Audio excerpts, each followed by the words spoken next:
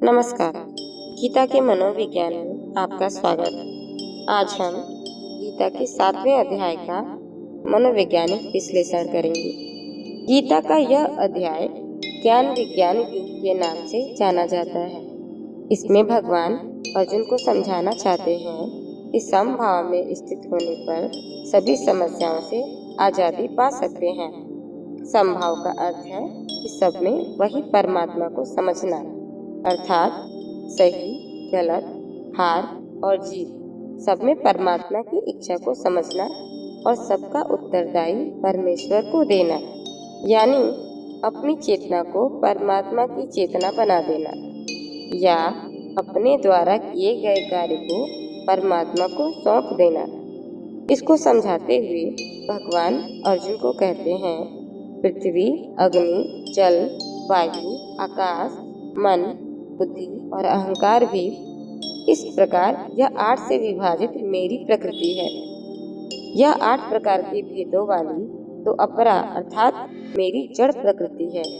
और हे महाबाहो, इससे दूसरी को जिससे यह संपूर्ण जगत धारण किया जाता है, मेरी जीव रूप परा अर्थात चेतन प्रकृति जान।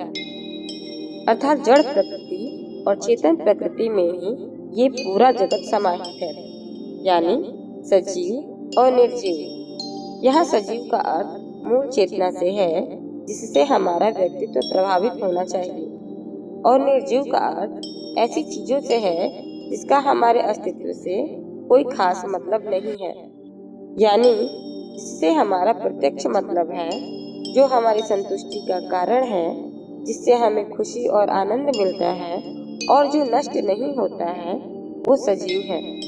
लेकिन जो अपनी मूल प्रकृति अर्थात सजीव प्रकृति के विपरीत जाता है, उससे हमें दुख ही प्राप्त होता है, क्योंकि वो तो नष्ट हो जाता है।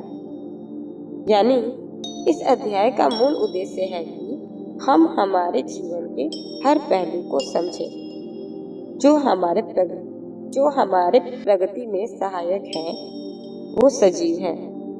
प्रगति अर्थात जो चीज को हमारी प्रकृति के अनुकूल है, केवल उसी पर ध्यान दें जो हमें खुशी दे। बाकी वैसी बातें जिनसे हमारी प्रगति बाधक और समय को बर्बाद करे, वो जड़ अर्थात निर्जीव है, जो हमेशा से ही ध्यान न देने वाली बात है। वैसे भी जो होता है, प्रकृति अपने अनुकूल परमात्मा के इच्छा के अनुसार ही होता है। तो हमें कोई द्वेष नहीं रखना है कि क्या हो रहा है और क्यों हो रहा है। हमें सिर्फ वो चुनना है जो हमारे अनुकूल है। इस बात को समझने के लिए हम एक उदाहरण लेते हैं। यदि किसी बच्चे को अपने कैरियर में एक कलाकार बनना है, लेकिन उसके पिता और बाकी परिवार वाले उसे एक सरकारी अधिकारी बनाना चाहते हैं, तो बच्चे की प्रकृति एक कलाकार की है, तो उसे बाकी लोगों की बातों की चिंता करने की कोई आवश्यकता नहीं है, क्योंकि यहाँ प्रश्न बच्चे की सफलता का है और सफलता प्राप्ति के बाद उसके परिवार के लोग भी उसका समर्थन करेंगे। अतः बच्चे को परिवार के लोगों का बोझ अपने ऊपर नहीं लेना है, बल्कि केवल अपनी प्रतिभा को निखारने की आवश्यकता है। बच्चे की मूल प्रकृति उसकी कलाकार बनने की इच्छा है, जो सजीव है, जो उसे सफलता, खुशी, संतुष्टि सब कुछ दे सकती है और जो ध्यान देने योग्य है। हम पर हमारा पूर्ण अधिकार है। हमें अपने अनुकूल कार्य करने से कोई नहीं रोक सकता, लेकिन इसका अर्थ ये नहीं कि हम उसके लिए किसी को नुकसान पहुंचाएं। हमें न तो किसी को दुखी करना है और न खुद को दुखी करना है, क्योंकि अगर हम किसी को दुख देंगे तो वो दुख हमारे सुख में प्रत्यक्ष या अप्रत्यक्ष रूप से बाधक होगा।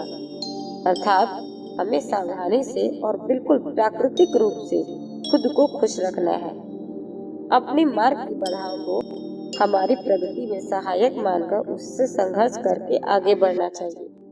लेकिन हम जो भी करें वो किसी के दबाव में नहीं, बल्कि आप अपनी आंतरिक खुशी के लिए करें, क्योंकि हमारी आंतरिक खुशी ही परमेश्वर की सेवा, पूजा और आराधना है।